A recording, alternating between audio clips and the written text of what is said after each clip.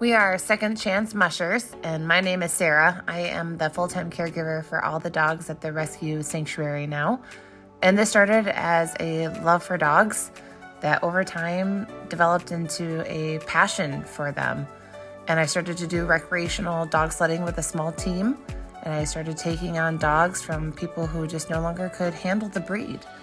And eventually I turned into a rescue sanctuary, focusing more on the dogs that were not going to be able to find homes because of behavioral problems.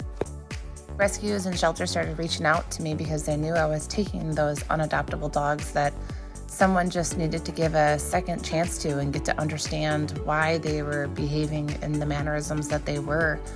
And once they come here and I can watch them and understand their behaviors, I can kind of break down those walls that cause them and they can live a wonderful life here at the sanctuary. These are dogs that are intelligent and strong, and if placed in the wrong hands, they're not going to thrive, and they're just going to end up back on that euthanasia list. I know myself as a human that I've made mistakes, and I love when I get that second chance to try again. And some of these dogs, maybe they're on their 4th, 5th, 6th chance, but it shouldn't be a deal breaker if you can find somewhere that's going to understand them and help them learn how to live a balanced life. I use recreational dog sledding as a way to help release that pent-up energy that can cause those behaviors.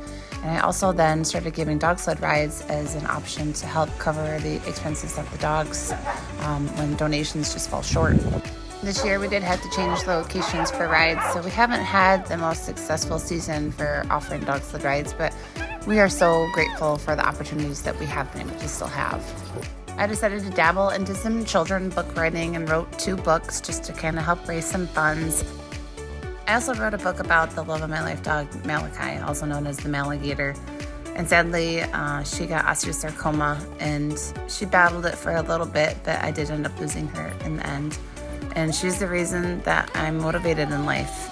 She never let anything slow her down, even despite her diagnosis. So that's why I always say to live the Maligator life, just like she did. Then I started my own dog treat business on the side so I could have my second job but be able to work from home. Then I got this old Winnebago that was completely torn apart, no walls. It had a lot of holes in it, a lot of mechanical problems, holes in the ceiling, no windows.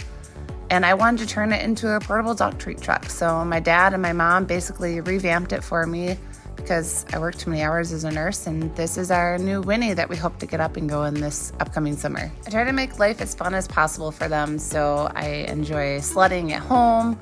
We have a really old 1989 pontoon that we take out on Torch Lake, which is the lake that's just right by our home.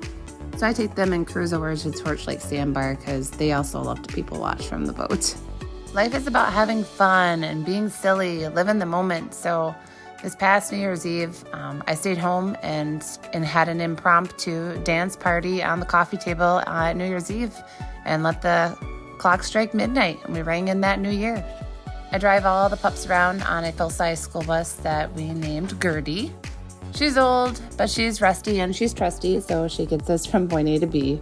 We took out most of the chairs in there and put a couple couches and some beanbag chairs and just kind of let the dogs have some space to relax and ride on the bus. There are some crates because there are some naughty dogs who do have to be kenneled up.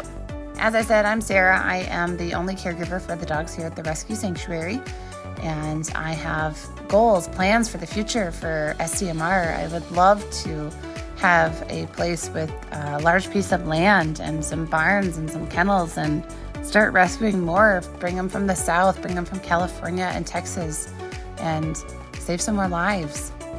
I live a very unique life where these dogs and I live side by side in my home. That means I have to clean and do laundry every day, but I can't imagine having a life without them. And yes, I am responsible. They do go to kennels when I am not home and I go to work. A very wise dog named Malachi once taught me that when life gets tough, you just have to keep swimming.